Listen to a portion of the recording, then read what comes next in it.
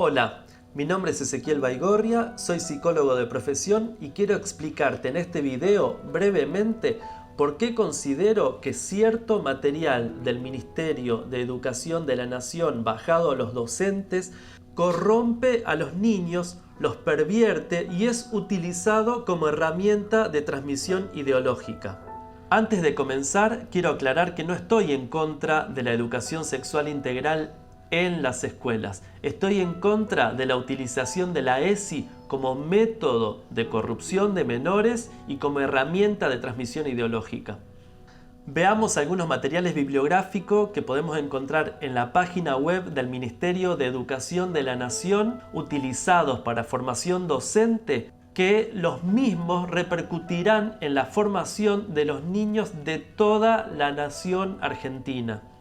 En el texto titulado ESI es parte de la vida, encontramos la siguiente frase dirigida a padres de niños de entre 2 y 9 años, acompañados de una imagen. La frase es la siguiente: comprender la masturbación y los juegos autoeróticos como una forma saludable de ejercer y explorar su sexualidad. En este caso, específicamente, se promueve la masturbación en niños de entre 2 y 9 años.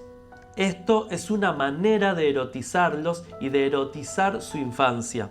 Esta misma frase se encuentra debajo de una imagen en la que están dos nenes, un nene y una nena, bañándose juntos y señalándose los genitales mutuamente. Esta imagen tiene una connotación muy grave, ya que implica la naturalización de el hacerse ver o dejarse ver, que sería el exhibicionismo, o el mirar la desnudez de otro, que sería el voyeurismo. En el mismo material, más adelante, podemos encontrar la frase de qué podemos hablar con ellos, refiriéndose a la sexualidad de niños con capacidades diferentes. Esto está dirigido a los padres y dice: en niños de entre 2 y 9 años, de la masturbación; en niños de entre 10 y 14 años, de los juegos presexuales y sexuales.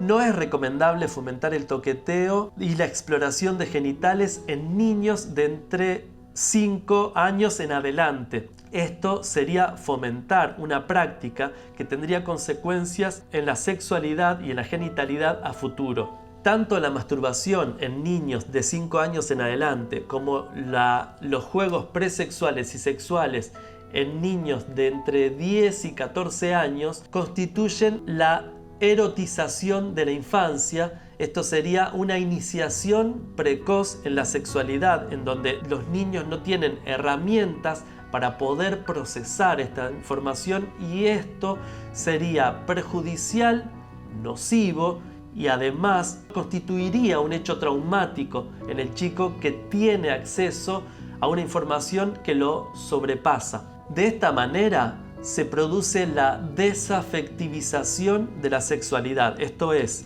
quitarle a la sexualidad su factor principal, que es el amor y los afectos y los sentimientos. O sea, la sexualidad quedaría desligada del amor y de las emociones, algo fundamental para poder tener una sexualidad sana. Sin afecto y sin amor, la sexualidad se constituye en la base fundamental de la promiscuidad sexual, lo cual trae aparejado una diversa cantidad de enfermedades sexuales, entre ellas el HIV, el HPV y otras.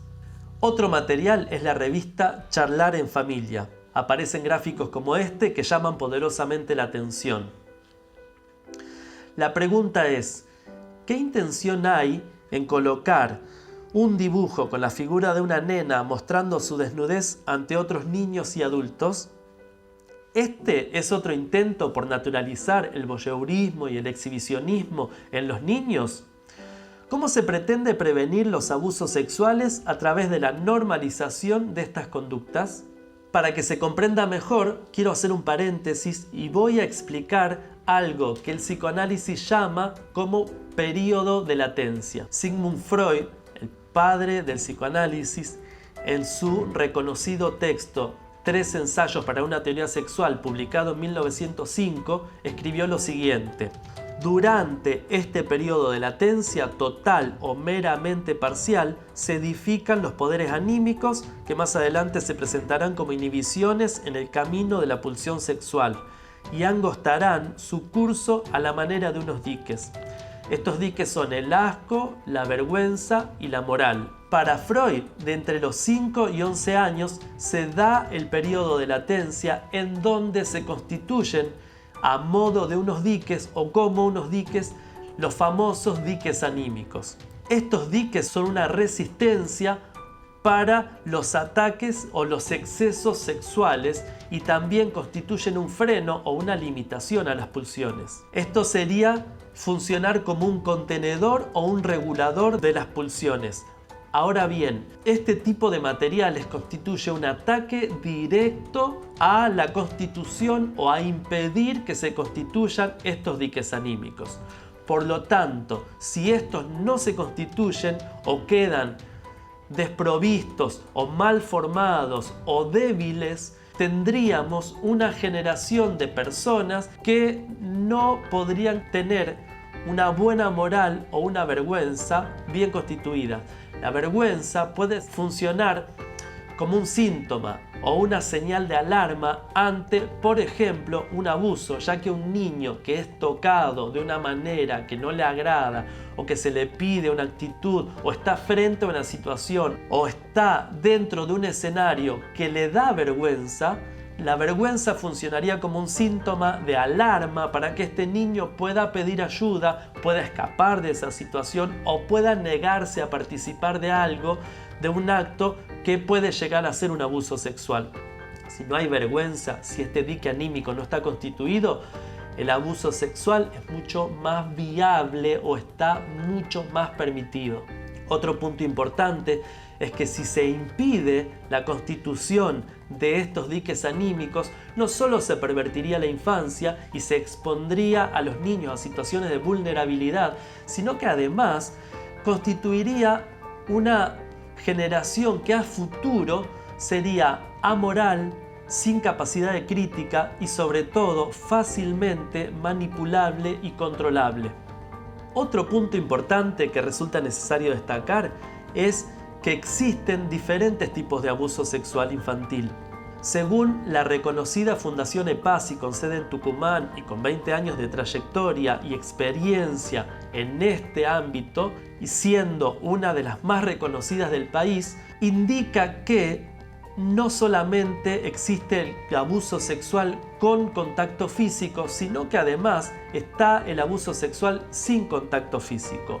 Dentro de este último grupo podemos encontrar al voyeurismo y al exhibicionismo. Ambos ejemplos los vimos en las láminas que mencioné anteriormente. Tiene que quedar claro que tanto el exhibicionismo como el voyeurismo son tipos de abuso sexual infantil. Ahora bien, todo esto nos abre un interrogante aún mayor. ¿Qué se pretende al implementar esta transmisión ideológica en las escuelas?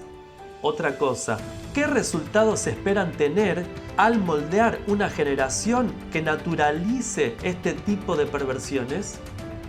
Desde estos breves ejemplos podemos decir que la ESI no previene las enfermedades de transmisión sexual, no previene el embarazo adolescente y no previene ni detecta el abuso sexual infantil, los cuales fueron los objetivos principales de la implementación de la educación sexual integral en las escuelas.